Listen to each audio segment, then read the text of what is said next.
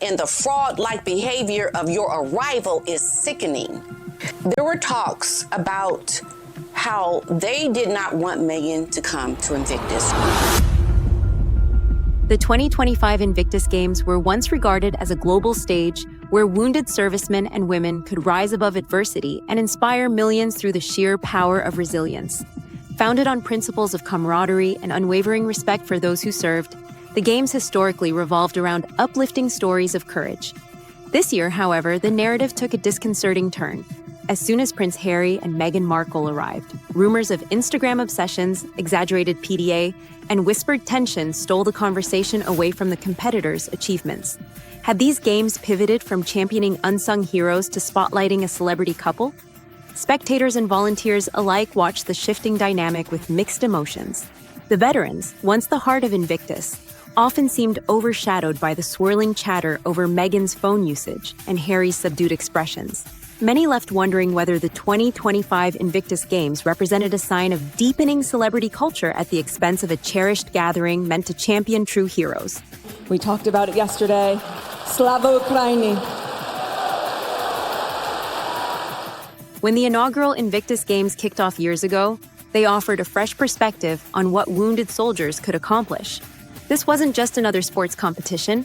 It was a revelatory platform that proved life goes on despite physical or emotional scars. From archery to wheelchair basketball, these veterans pushed boundaries, showing themselves and the world that every new victory began with self-belief. Over time, the event drew attention from global icons. Celebrities and royals mingled freely with participants, lending star power to a noble cause. But by 2025, an unmistakable shift occurred. Instead of focusing on the exhilarating victories unfolding in gyms and arenas, tabloid headlines zeroed in on what Markle wore. Whether she clutched Harry's arm a certain way, or how frequently she updated her social media feeds. Longtime supporters sighed in frustration, remembering simpler times when the games were less about glamour and more about raw, unfiltered stories of endurance. Volunteers also voiced their concerns. Some recalled how, in previous years, local communities flocked to the stands simply to watch wounded warriors achieve the impossible. Now, many spectators seem to arrive hoping for a royal selfie or a glimpse of celebrity-style drama. While high-profile figures can draw interest, critics feared the original spirit was slipping away. If you believe the Invictus Games should refocus on veteran empowerment, hit like and subscribe and click the notification bell. Let's remind the world of the event's true purpose.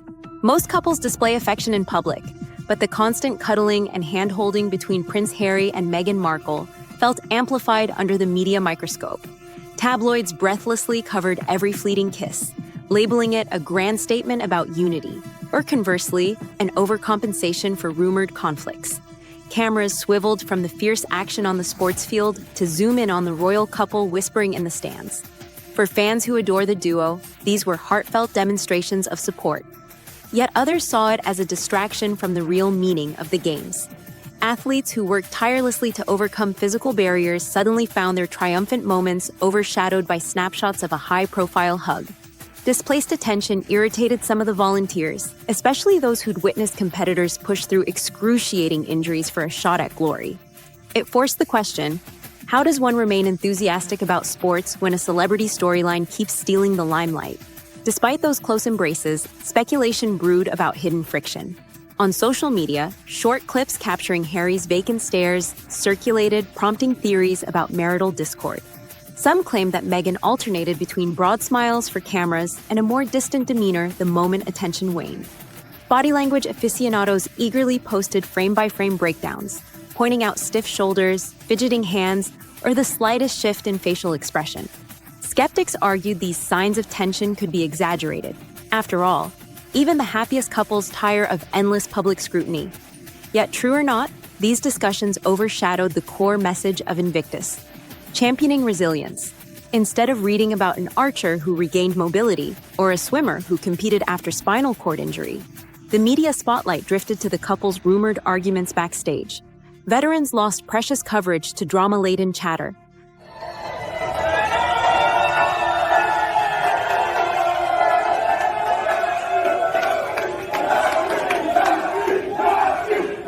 Another hot topic was Meghan Markle's relentless Instagram presence. People noticed how often she held up her phone, recording small behind-the-scenes clips or snapping photos with participants. Though sharing the event online could bring awareness to Invictus, critics questioned whether her posts emphasized personal branding more than athlete stories. Slogans like "Support our veterans" occasionally appeared in captions, but the videos often cut back to her own reactions, overshadowing the feats of those in the spotlight.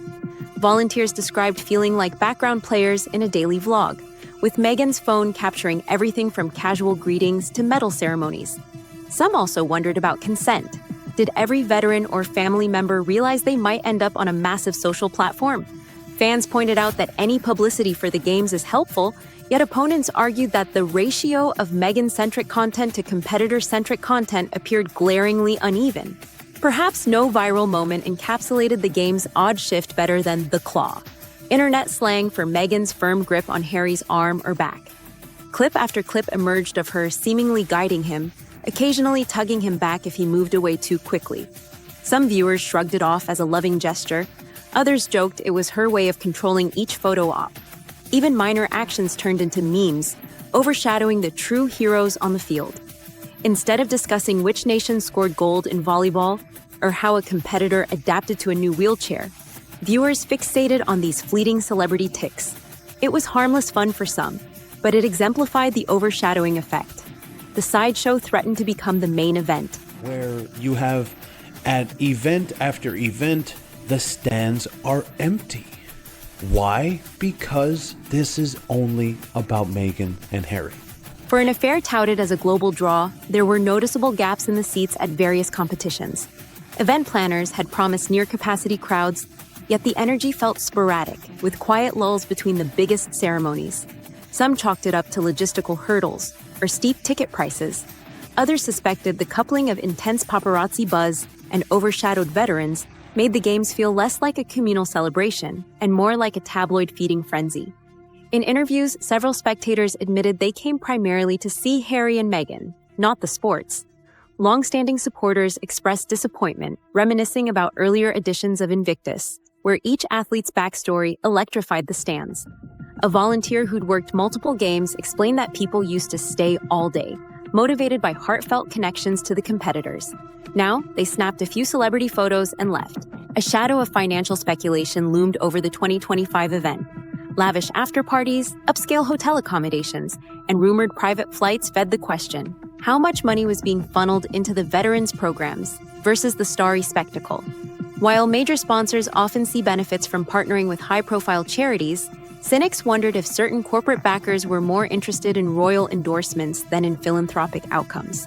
Some volunteers confessed that day-to-day needs, like transportation for wounded athletes or accessible seating for families, felt less prioritized than the VIP receptions. Though official statements insisted that the core mission remained intact, the public perception grew more skeptical with each new rumor. If the games intend to honor servicemen and women, critics argue, then their comfort and visibility should top the list, well above luxurious extras for celebrity guests. Simultaneously, media outlets buzzed about Meghan's possible as-ever trademark expansions. Online speculation ran wild, suggesting she viewed the games as a perfect stage to reintroduce her personal ventures. While combining charity work with brand building is hardly new, many worried it clashed with the solemn dedication the Invictus Games demand. Others dismissed these fears, saying any philanthropic platform can coexist with personal initiatives. Still, the timing struck some as more than coincidence. Articles about As Ever overshadowed stories of veterans who'd overcome harrowing experiences. Fans insisted Meghan's star power provided a bigger platform for the games, while detractors questioned why official Invictus merchandise or team gear seldom made it into her wardrobe choices. The result? More fuel for a growing online debate about sincerity versus self-promotion. What about the men and women who traveled from across the globe to compete? These athletes overcame injuries that altered their lives forever. For them, training wasn't just physical therapy, it was a lifeline, a reminder that they had a future beyond hospital wards and military bases. Stories of soldiers who once doubted they could walk again now sprinting or swimming drew tears of awe from live audiences. Yet mainstream media coverage often skipped these tales to discuss Meghan's latest post or Harry's subdued mood. Veterans watched, sometimes in dismay, as their medal wins and personal victories earned only a fraction of the headlines that documented a single affectionate gesture between the couple. the overshadowing could feel disheartening. Sure, the Games still delivered life-changing opportunities and emotional support for participants. But in the broader public eye, these achievements risked getting lost in a swirl of celebrity mania. With the 2025 Invictus Games concluded, organizers face big questions. Can they restore the event's heart, ensuring the competitors themselves headline every story? Does inviting celebrity presence ultimately help or hinder a charity's goals?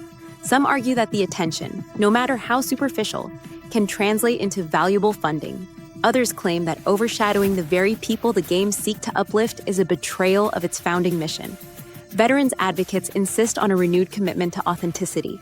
More thorough coverage of each competitor's background could reclaim lost ground, shining the spotlight back on their resilience. Meanwhile, volunteers hope future Games will calibrate the balance between star power and respecting each athlete's journey. After all, the event's power lies in unfiltered humanity, not glamorous subplots. As the stadium lights dimmed on the 2025 Invictus Games, echoes of both triumph and controversy lingered. Despite the swirl of rumors, forced affections, and persistent phone cameras, many veterans still found camaraderie, purpose, and much-deserved recognition on the courts and fields. The question is whether those moments of genuine heroism can truly break through a media culture hungry for celebrity intrigue. If the Invictus Games are to maintain their relevance and integrity, decision-makers must prioritize the raw stories at the core of the competition. Unchecked sensationalism risks relegating the veterans to supporting roles in someone else's narrative. Yet hope endures. If enough voices push for change and champion the men and women who carry the scars of service, the Games can still be the moving testament they were always meant to be. The next chapter depends on which vision of Invictus ultimately prevails, one that honors real heroes or one that bows to the allure of fame. The true power of Invictus lies in honoring each veteran's sacrifice beyond any celebrity spectacle. Remain steadfast.